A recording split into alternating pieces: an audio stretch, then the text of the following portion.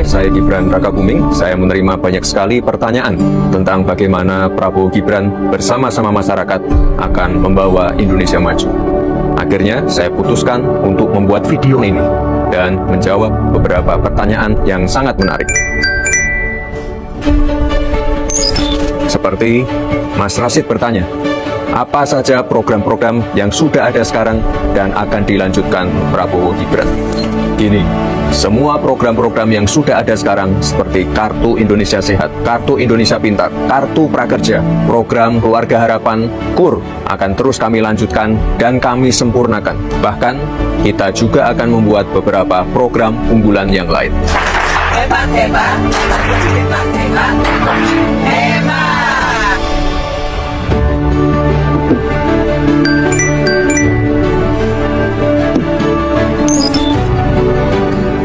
Mbak Tia penasaran, makan siang gratis dan susu gratis itu gimana sih ceritanya?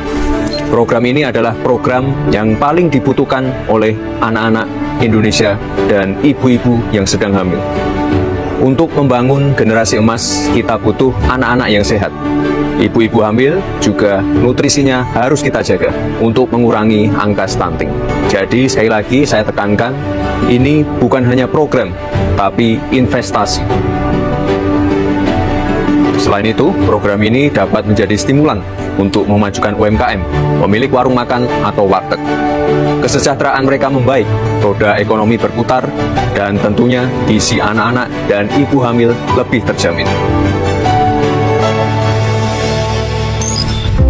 Ini nih, Mas Salam mau tahu apa pentingnya hilirisasi untuk dilanjutkan. Kita harus keluar dari middle income trap. Maka hilirisasi kita lakukan untuk penciptaan nilai tambah sekaligus melipat gandakan GDP. Dampaknya apa? Penciptaan jutaan lapangan kerja, rakyat pun semakin sejahtera. Indonesia merupakan negara yang memiliki cadangan nikel terbesar di dunia dan cadangan timah terbesar kedua di dunia. Kita akan hilirisasi kekayaan tersebut mulai dari kekayaan mineral, perikanan, kelautan, pertanian, sampai ke hilirisasi digital. Mas Andi juga tanya, kalau hilirisasi digital itu bagaimana?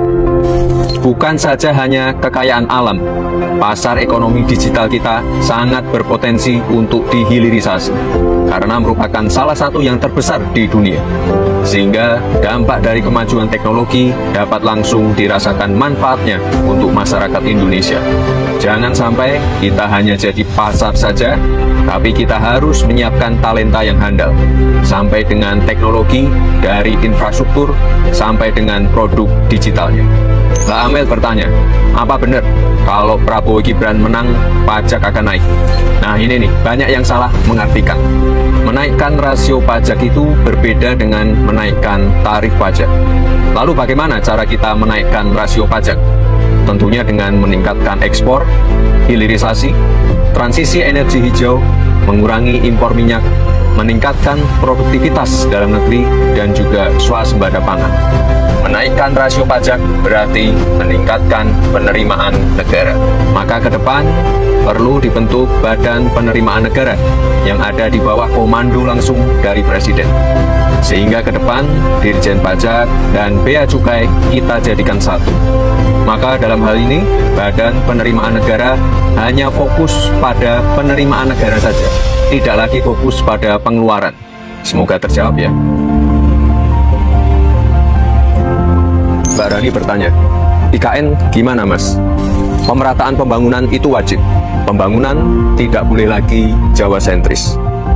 Saat ini, investasi di luar Jawa sudah meningkat mencapai 53%. Dengan adanya pembangunan yang berkelanjutan di IKN, akan membuka titik pertumbuhan ekonomi baru, meningkatkan akses dan konektivitas, serta membuka lapangan kerja. IKN ini bukan sekedar membangun gedung pemerintahan, tapi merupakan cikal bakal pemerataan pembangunan Indonesia. IKN adalah showcase transformasi pembangunan Indonesia. Jadi, boleh nggak Indonesia maju? Boleh! Boleh nggak Indonesia sejahtera? Boleh! Boleh nggak Indonesia bahagia? Boleh! Boleh nggak Prabowo Gibran? Boleh dong! Prabowo Gibran. Wes udahan syutingnya ya, saya mau kerja.